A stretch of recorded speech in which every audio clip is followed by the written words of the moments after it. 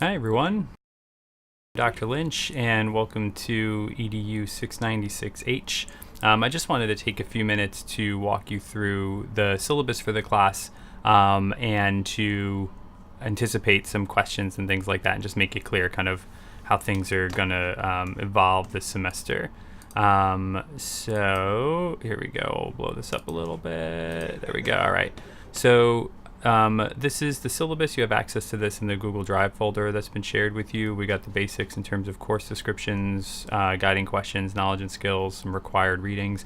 This one is actually suggested, the second one. That's my book. That's not required, actually. Let me just change that. This one, however, is required and it is free. So just to make that clear. Okay.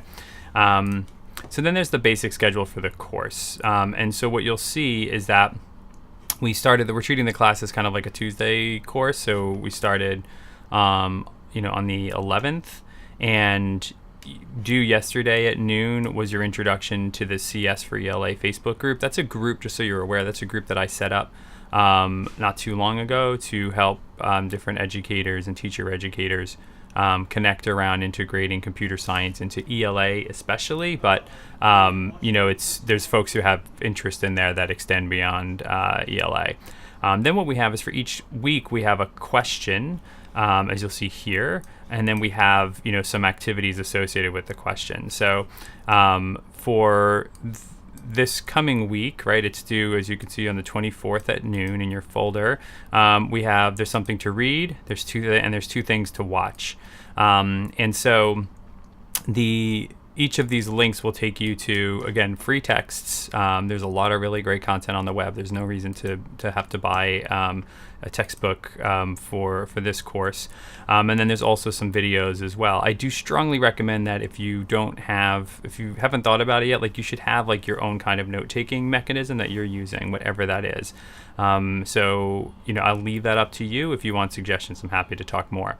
Then in response to these readings and these texts, I guess we should say, that you're viewing and reading, then you're going to create what I call a critical response. So to see what a critical response consists of, went the wrong way, we go down this way, and you'll see here there's an explanation of what it consists of.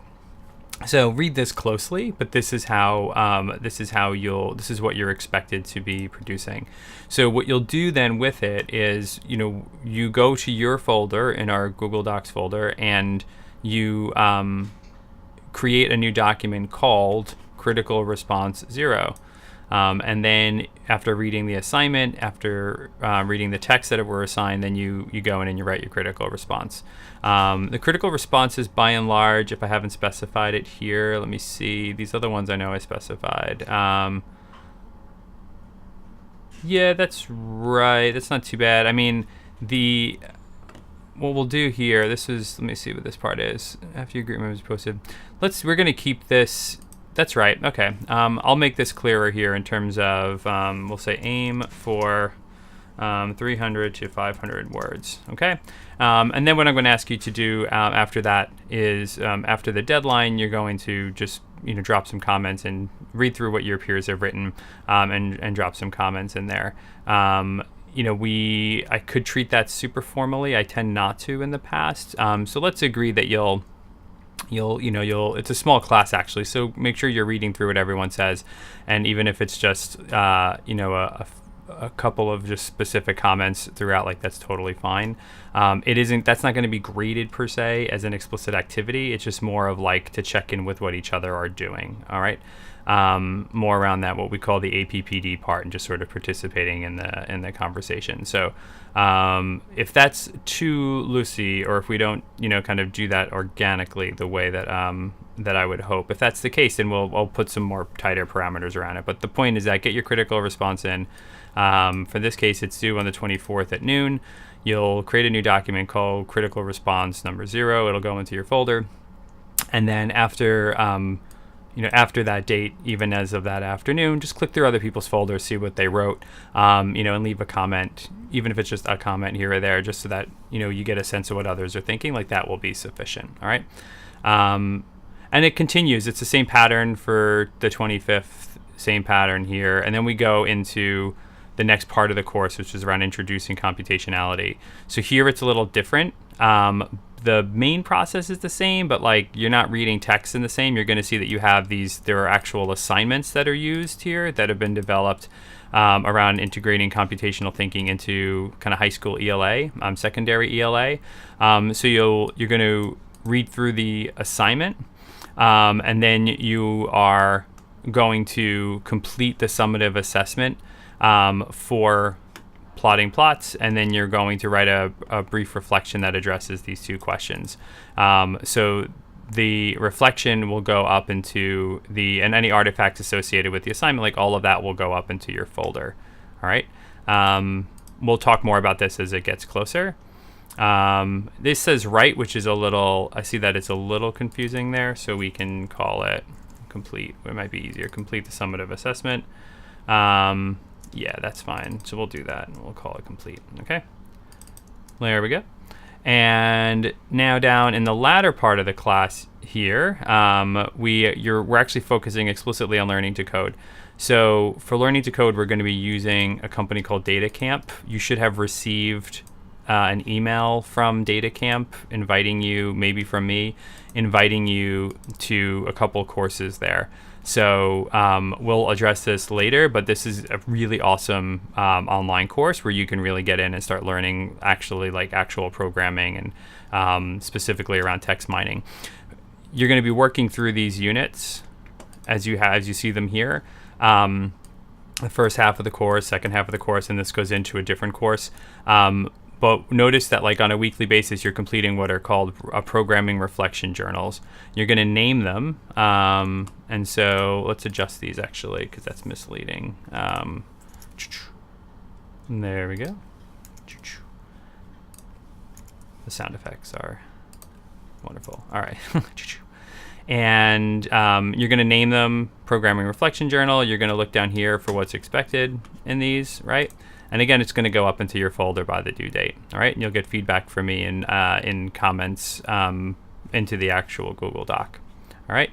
Notice that this one here is not actually DataCamp. We do DataCamp 4 times, and then there's this is kind of to expand your exposure a little bit, and it's using the required text that I named up there, the tidy approach to text mining. All right. And finally, when we get into the home stretch, you're going to be focused on designing your own assignment. This is the final project that's described down here.